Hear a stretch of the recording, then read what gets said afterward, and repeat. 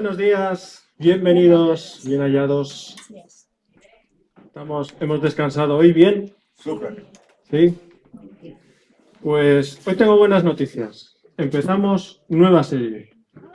Pero pregunta de examen. ¿Qué serie hemos terminado? Hechos. Muy bien.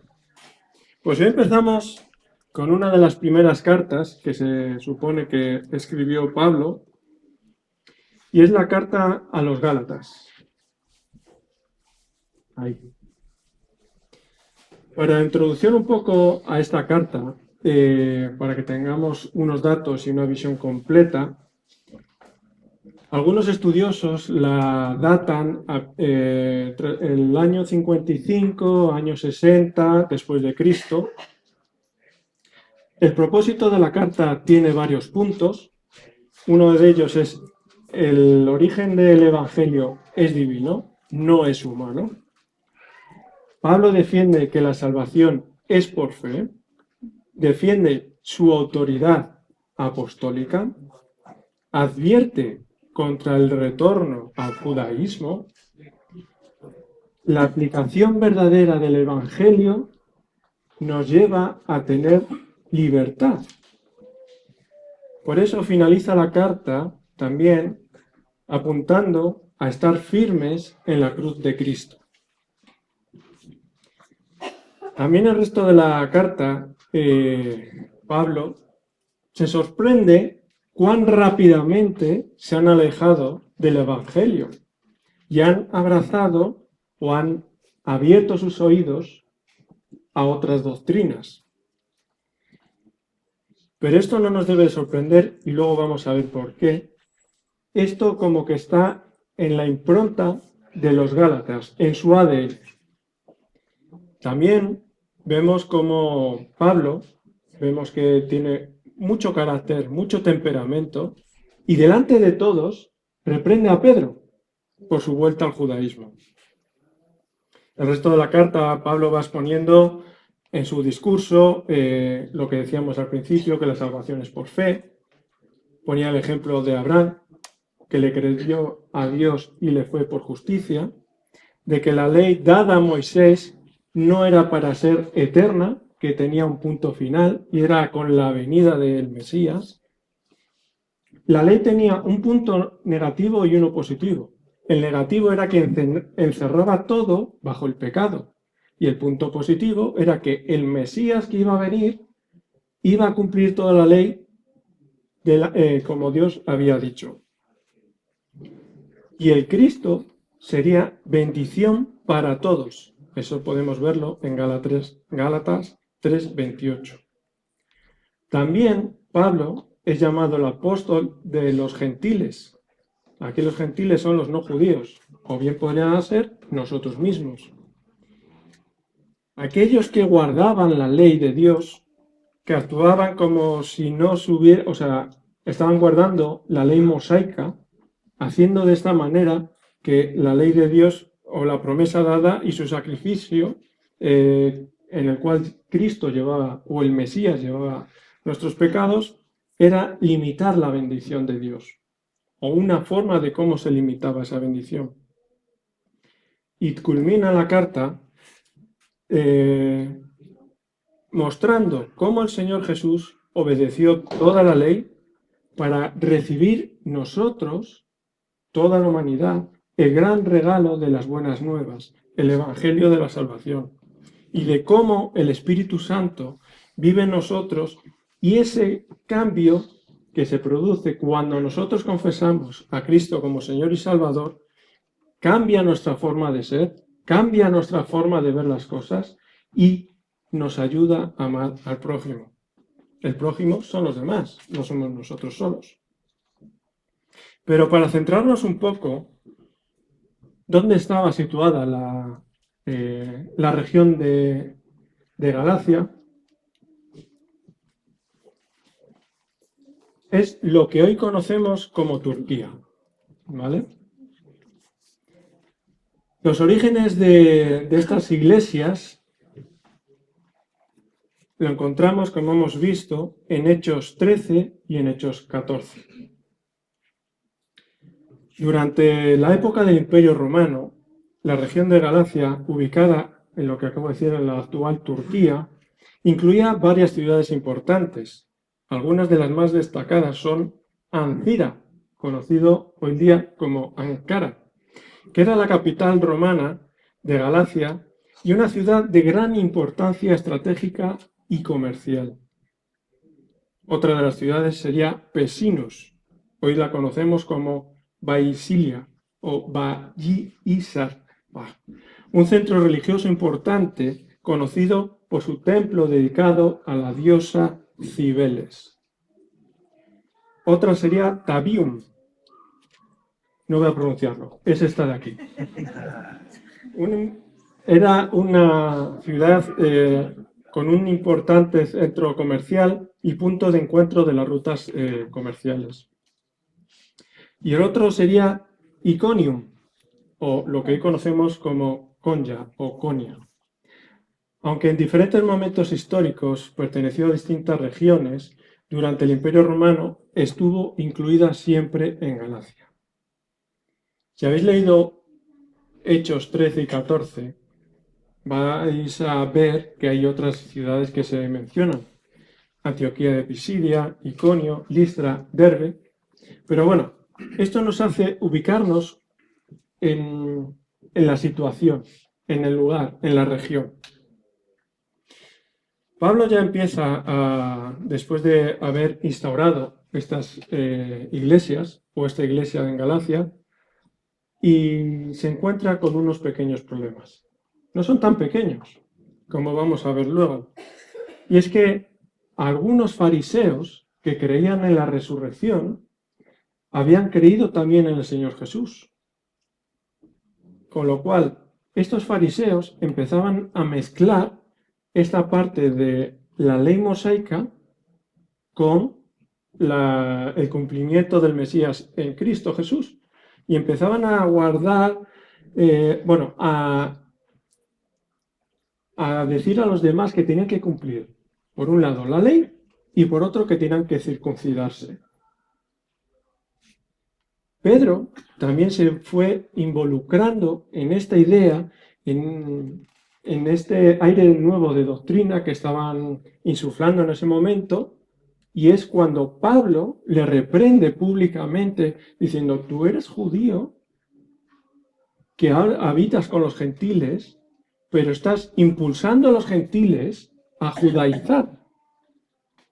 Con lo cual, como hemos leído al principio, que Dani nos ha leído en Hechos 15, del 7 al 11, choca este cambio en Pedro por el discurso que hace. Si lo volvéis a leer, vais a daros cuenta del cambio, que Pedro está ahí defendiendo el Evangelio, ahora de repente se vuelve al judaísmo.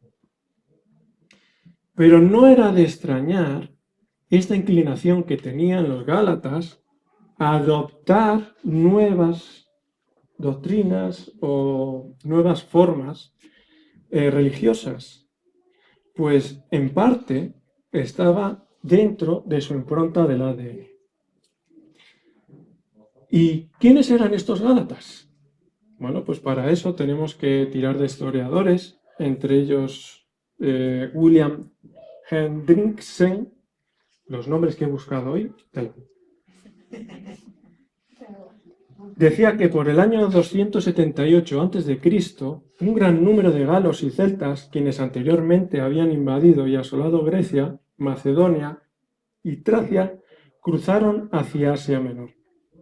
Pertenecían a 3 tribus, los Tromchi, Tectosages y Tolisgobi, quienes se asociaban ciudades de Tabium, Ancira y Pesino, respectivamente. Las 3 tribus eran Galli, esto es galos, que traducido viene a ser guerreros, llamados también Galatae, esto es gálatas, que su significado sería nobles. Rápidamente comenzaron a ganar ventaja sobre el pueblo indígena de frigios, de linaje mezclado, y devotos de la antigua e imponente religión de Cibeles. Por largo tiempo, debido a las constantes incursiones sobre los distritos adyacentes, Los límites de los dominios galos cambiaban, pero finalmente fueron forzados por el Imperio Romano a vivir en paz con sus vecinos y a permanecer dentro de los límites de su propio territorio. Con el paso del tiempo, como sucede a menudo en estos casos, los galos se mezclaron con la población original, con la población autóctona, adoptando su religión y aunque muchos otros aspectos siguieron siendo la raza dominante. Debido a que los gobernantes galos eran muy astutos, generalmente se aliaban con cualquiera que estuviese en la cima, en este caso el Imperio Romano. De modo que Roma les permitía ser tratados como aliados, más que como una nación conquistada. Eran considerados como un reino. Y durante el reino de su último rey, Amintas IV, su reino pudo extenderse aún hasta el sur.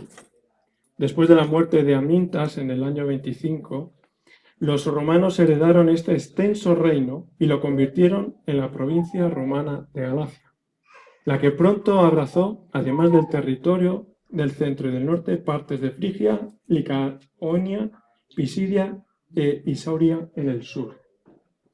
Como vemos, esta región se iba adaptando y, por así decirlo, se aprovechaba del poder en este momento que era Roma, de adaptarse y seguir imponiéndose ellos.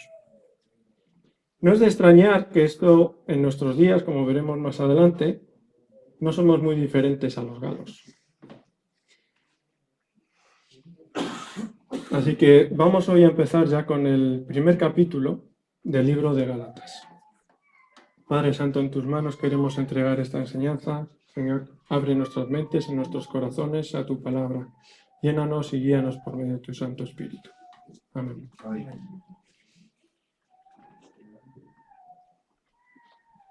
Gálatas 1. El primer capítulo, los versículos del 1 al 24.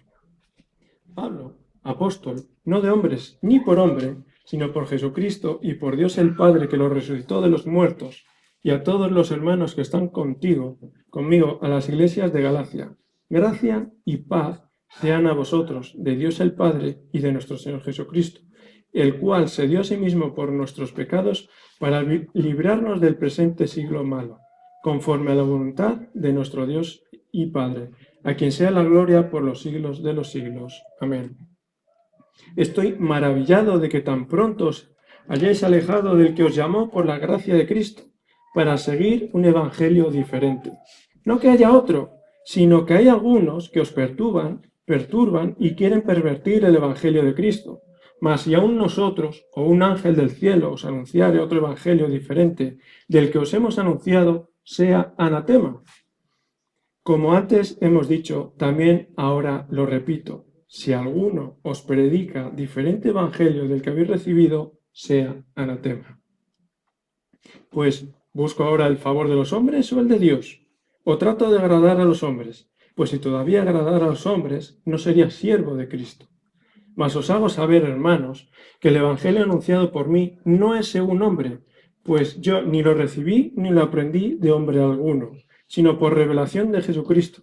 Porque ya habéis oído acerca de mi conducta en otro tiempo en el judaísmo, que perseguía sobremanera a las iglesias de Dios y las asolaba, y en el judaísmo aventajaba a muchos de mis contemporáneos en mi nación, siendo mucho más celoso de las tradiciones de mis padres. Pero cuando agradó a Dios, que me apartó desde el vientre de mi madre y me llamó por su gracia, revelar a su Hijo en mí, para que yo le predicase entre los gentiles, no consulté enseguida con carne y sangre, ni subí a Jerusalén a los que eran apóstoles antes que yo, sino que fui a Arabia y volví de nuevo a Damasco. Después, pasados 3 años, subí a Jerusalén para ver a Pedro y permanecí con él 15 días, pero no vi a ningún otro de los apóstoles, sino a Jacobo, el hermano del Señor. En esto os escribo, he aquí delante de Dios que no miento.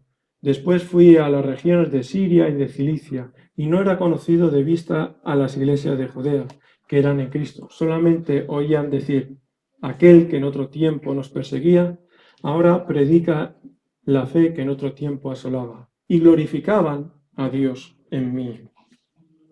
Amén.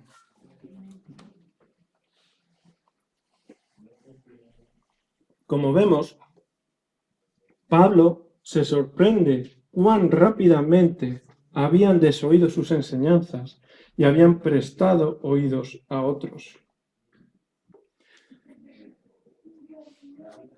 Pero Pablo, en los primeros 5 versículos, presenta sus credenciales.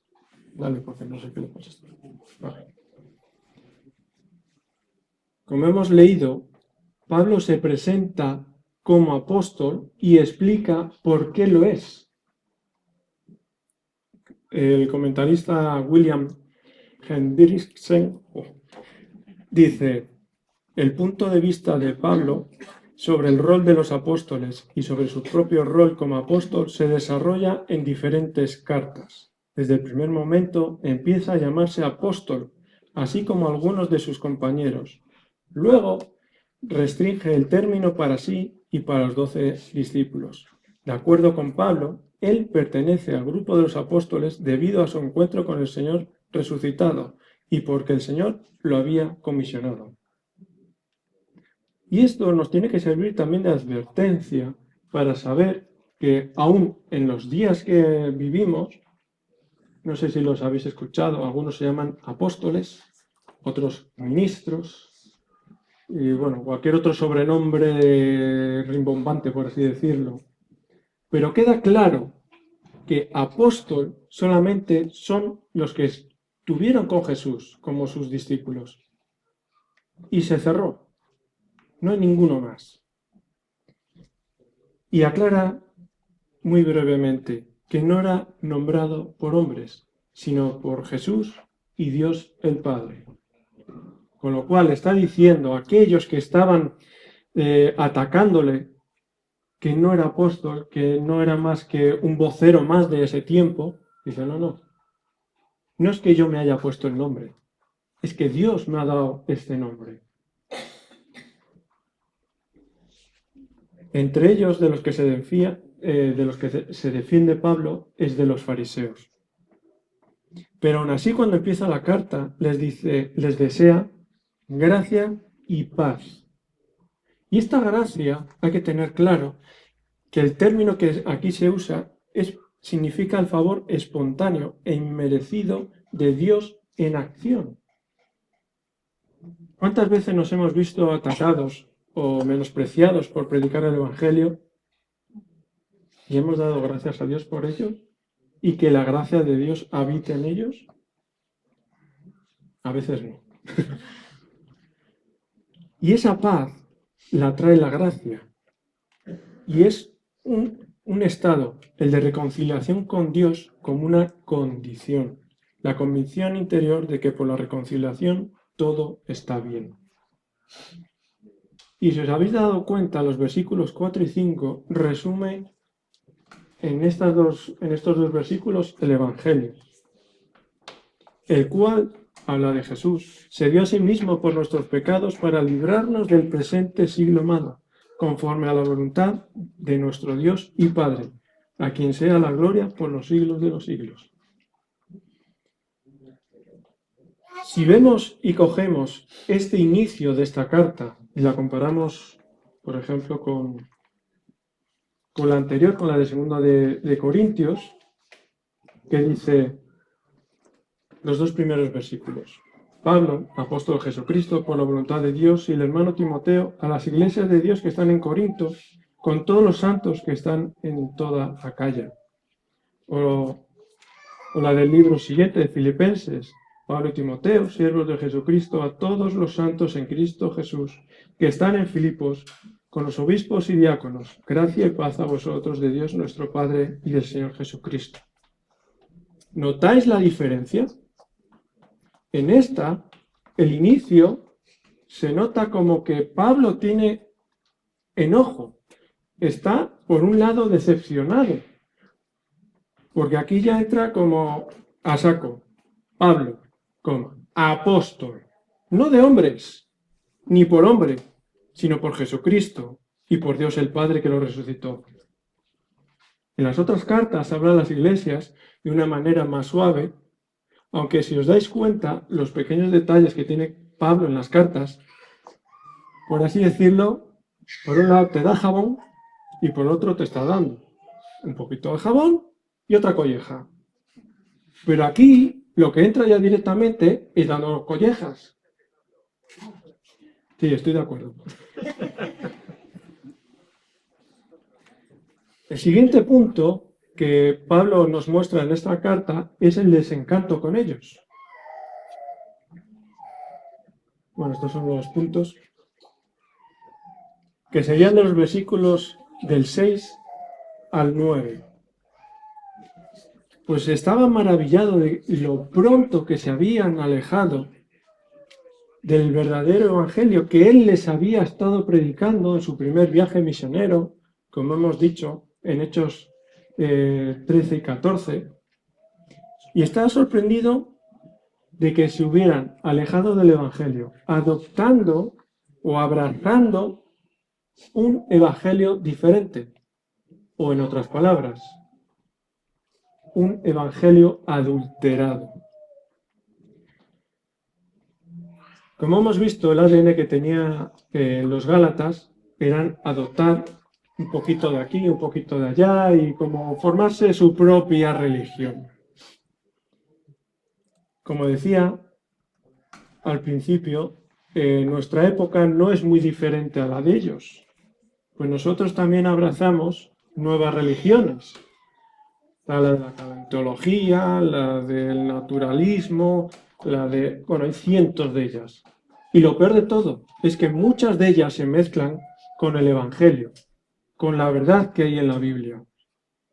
Por ejemplo, tenemos a estos fariseos que habían cogido el Evangelio y lo habían mezclado con sus tradiciones. O en los que todos conocemos los mormones. Cogen la Biblia, más la doctrina y los convenios, más el libro del Mormón, más la perla del gran precio, que son traducciones de José Smith, de los papiros egipcios y una traducción de Mateo 24, o los testigos de Jehová, que cogen la Biblia, más el Atalaya, que es una revista que tienen ellos con enseñanzas propias, o la otra revista que se llama Despertar, y varios libros y folletos. Incluso la religión de la que yo me crecí, en el catolicismo, que coge la Biblia, más el catecismo, más el misal romano, más el libro de oraciones, el breviario para la liturgia de las horas, el rosario y otros devocionales. No hay que añadir o quitar nada. El verdadero evangelio lo encontramos en la Biblia. Hay que alejarnos de estas nuevas doctrinas, de estos nuevos aires que vienen y centrarnos únicamente en aquello que el Señor nos está mostrando en su palabra. No hay otra verdad fuera de la Biblia. No hay más Dios que el Dios de la Biblia. Ojo con prestar oídos, por muy elocuentes que sean estas personas, que te pueden llegar a convencer, porque tienen una gran oratoria, tienen una habilidad especial para mezclar todo, para perturbar el verdadero significado del Evangelio. Y lo que nos dice Pablo, la palabra clave, es que les pongamos el cartel de anatemas, que tenemos que apartar esas personas de nuestras vidas y no prestar oídos a ellas. Estaba pensando en qué ejemplo poner para hacernos una idea, y me acordé del viaje cuando tuvieron que retornar a Estados Unidos Dwight y Mara, por casi un año fue, más o menos. Y digo, me estaba imaginando en mi mente, digo, cómo hubiera sido si los que quedamos en la iglesia, el grupo de liderazgo, empezamos a mezclar las doctrinas y yendo por otros caminos. No me imagino la carta que puede haber escrito Dwight diciendo, pero, ¿qué estáis haciendo? O Mara, ¿os imagináis la carta de Mara? Me da miedo. Con esto lo que quiero hacer ver es que Pablo estaba muy disgustado. Había invertido tiempo, había pasado horas con ellos, les había predicado el Evangelio, había ido a cada sinagoga de esta región y había puesto en orden, por así decirlo, todos los acontecimientos de la Biblia para presentar que Jesús resucitado era el Mesías que ellos estaban esperando. Por eso, una vez más, repetimos, necesitamos estar en contacto con la palabra de Dios de manera diaria para estar atentos a cualquiera que trae buenas diferentes. En los siguientes 2 versículos,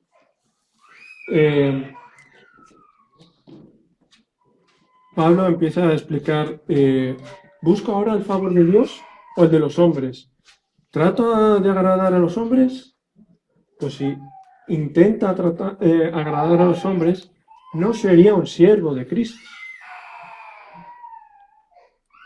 Con lo cual, cualquiera de nosotros que acomode las velas de nuestro barco según el viento de doctrina o de opinión que está viniendo, claramente no podemos ser llamados siervos de Cristo. Y esto me hizo pensar también en el discurso que tuvo Pedro en Hechos 5, que ya hemos visto, cuando son detenidos y llevados ante el grupo de ancianos, ante los jefes religiosos. Hechos 5, del 27 al 32. Cuando los trajeron a los apóstoles, los presentaron al concilio y el sumo sacerdote les preguntó diciendo, ¿no os mandamos estrictamente que no enseñaseis en ese nombre? Y ahora habéis llenado a Jerusalén de vuestra doctrina y queréis echar sobre nosotros la sangre de ese hombre. Respondiendo Pedro y los apóstoles dijeron, es necesario obedecer a Dios antes que a los hombres. El Dios de nuestros padres levantó a Jesús, a quien vosotros matasteis colgándole en un madero. A este Dios ha exaltado con su diestra por príncipe y salvador, para dar a Israel arrepentimiento y perdón de pecados. Y a nosotros somos testigos suyos de estas cosas. Y también el Espíritu Santo, el cual ha dado Dios a los que le obedecen.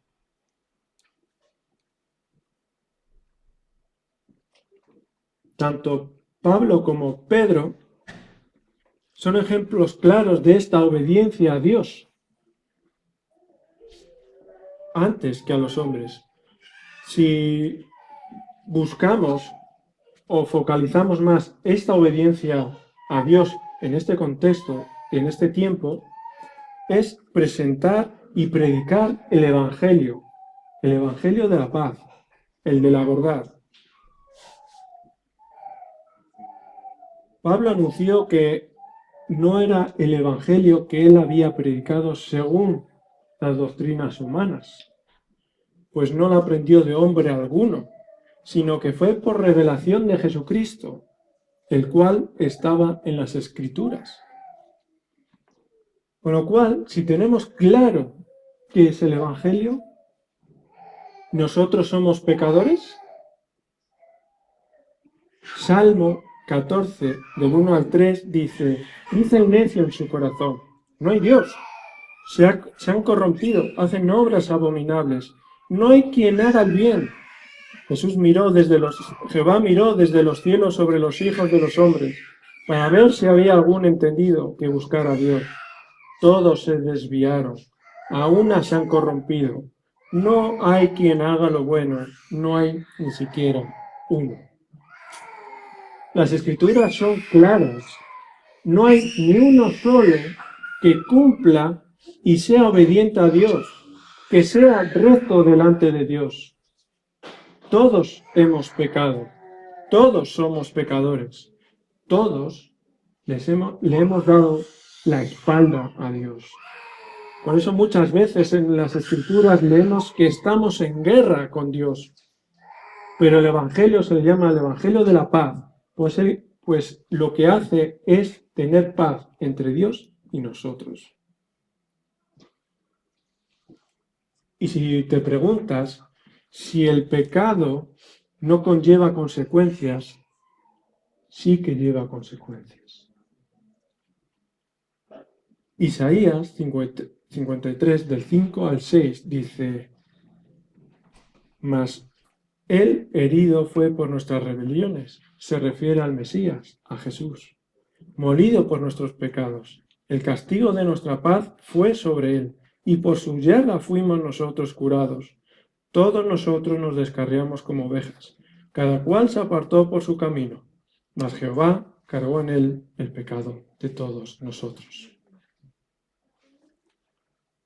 El pecado lleva consecuencias, y es apartarnos de Dios, y la paga del pecado es la muerte.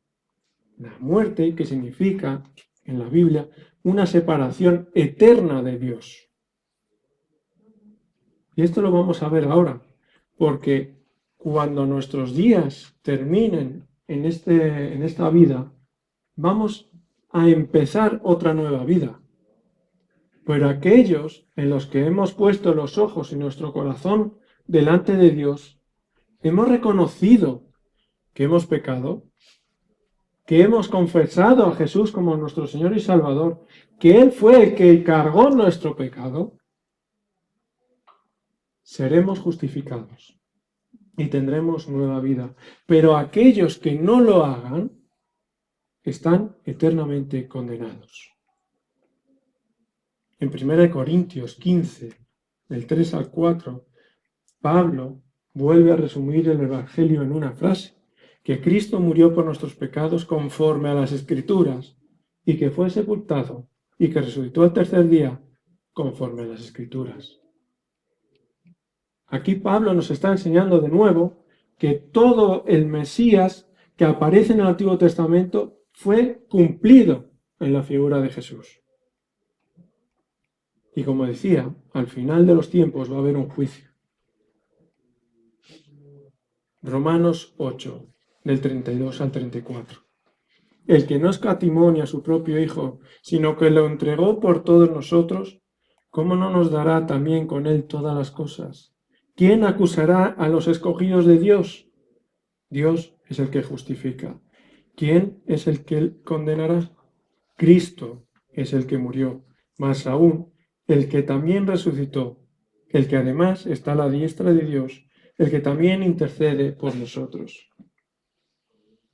De una forma, Pablo nos está mostrando que va a haber un juicio. En el libro de Apocalipsis tenemos claro ese juicio. Dios es el juez, Satanás es el que nos acusa y Jesús es nuestro abogado. Es nuestro abogado siempre y cuando creamos en él. El verdadero evangelio está escrito en la Biblia. No hace falta añadir nada. ¿Os suenan las palabras, sola palabra? Una vez más. El verdadero evangelio está escrito en la Biblia y no hace falta añadirle nada. Sola palabra. Este grupo que atacaba a Pablo, aparte de menospreciarle, como que no fuera un nadie importante o un vocero más, como decía, también ponía de ejemplo su pasado. Gálatas, del primer capítulo, versículos del 13 al 24. Pablo se defiende de aquellos que menospreciaban quién era, como si fuera un necio o un inculto.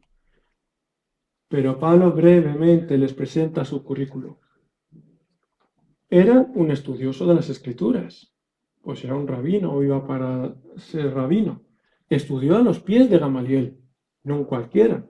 Si lo nombra es porque era una persona muy importante y de mucho conocimiento. Era celoso de sus tradiciones, tan celoso que perseguía a aquellos que no cumplían la ley.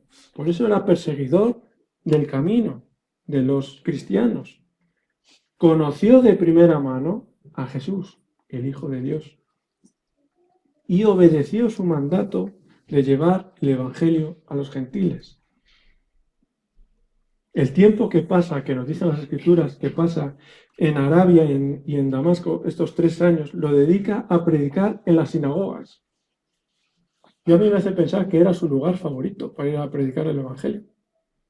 Entraba, muchas veces me lo imagino como un elefante en una cacharrería, y empieza a presentar el Evangelio. Y empieza a demostrar con las Escrituras que ellos tenían en ese momento, que es lo que nosotros conocemos como el Antiguo Testamento, punto por punto, a relacionarlo todo para mostrarle, este Jesús que habéis matado, habéis colgado de una cruz, ha resucitado. Era el Mesías que estabais esperando. Según Hechos 9:20, Pablo ha estado predicando eficazmente el Evangelio en todas las sinagogas de Damasco, y la respuesta a esta predicación es la que irritó a los judíos, de tal modo que tomaron consejo para matarlo. Aquí encontramos otro curioso paralelismo entre el ministerio de Pablo y el ministerio de Jesús. Ambos, cuando empiezan a predicar la verdad, el evangelio de la paz, están los oponentes que lo quieren matar. Ya desde los primeros momentos. Y esto nos hace pensar también que a nosotros, cuando presentamos el evangelio a otras personas, nos va a llevar a confrontación, deshonra, nos van a intentar humillar, o lo conseguirán, nos apartarán, incluso en algunos sitios, los misioneros, su vida corre verdadero peligro. No nos extrañe, queridos hermanos en Cristo, que no nos van a hacer nada. Si el mismo Jesús, el mismo Hijo de Dios, lo persiguieron y lo mataron, a Pablo lo apedrearon, tuvo que huir, al final varias veces sufrió persecución, termina encarcelado. Nosotros, si hacemos lo que Dios manda y cumplimos su palabra en obediencia, tengamos esta persecución como victoria. Tengamos esto como un regalo de Dios para nuestras vidas. Sé y soy consciente de que es muy difícil de aceptar. Y aquí, en el versículo 23, esta menospreciación que sufre Pablo era que empezaban a dudar también de lo que estaba enseñando. Empezaban a decirle, ¿no era este Pablo que en otro tiempo perseguía a los cristianos? ¿Cómo es que ahora presenta el Evangelio y tiene fe en aquellos, en la figura de Jesús? Y la respuesta, que es tanto para él como para nosotros en nuestras vidas, es que si conocemos realmente a Jesús, cambia nuestras vidas. Da igual lo malo, terrorista, asesino que seas. Por ejemplo, el viernes estamos hablando en la reunión del grupo de conexión, cómo hay personas, por ejemplo, miembros de la banda de Pablo Escobar, por lo menos que yo tenga conocimiento, 2 personas, conocieron a Cristo, conocieron a Jesús y terminaron predicando el Evangelio. Y uno de ellos es pastor de una de las iglesias de allí en Colombia. Pero por eso hay que menospreciar el mensaje divino que trae.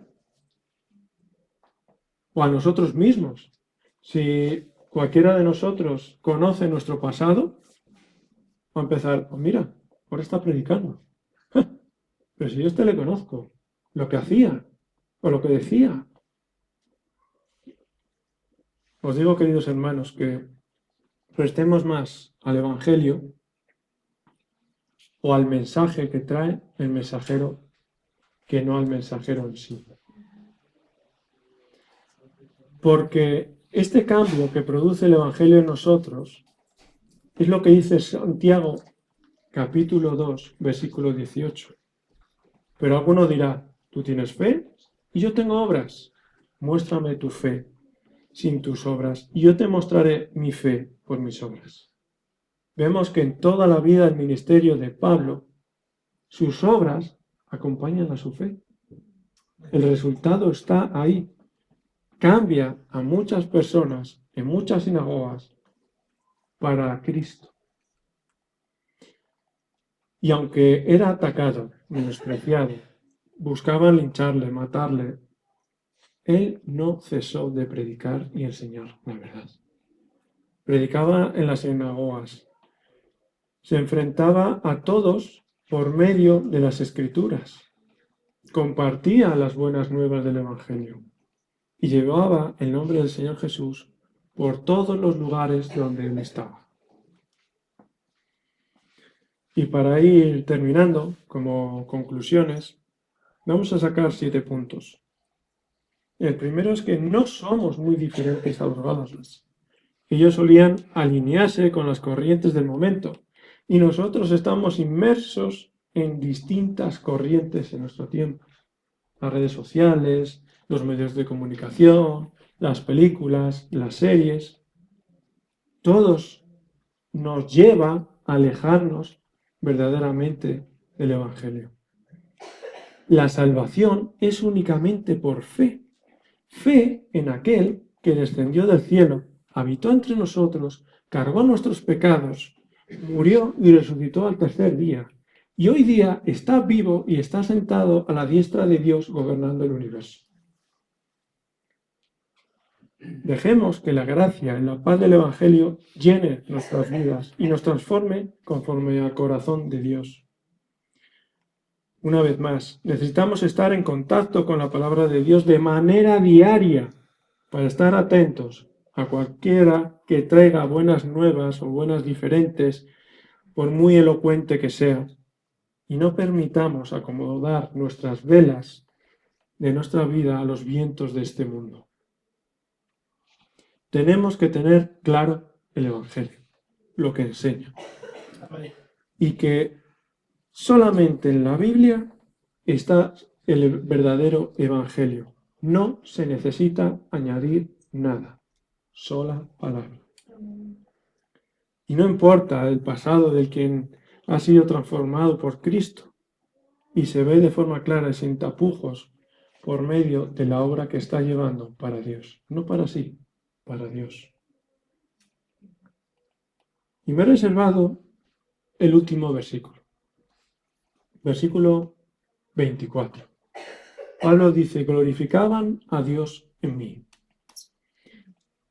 Os dejo una pregunta para que la meditemos durante estos días. ¿Glorifican otros a Dios por cómo hago yo en mi vida? ¿Serán capaces aquellos que nos rodean y nos ven dar gloria a Dios por vernos cómo Dios nos ha cambiado, cómo el Espíritu Santo nos ha transformado?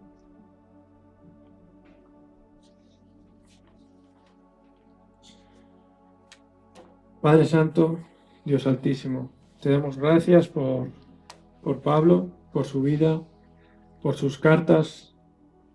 También damos muchas gracias por tu palabra, porque es el verdadero evangelio para nuestras vidas, las buenas nuevas, la palabra que nos enseña cuán pecadores somos delante de ti.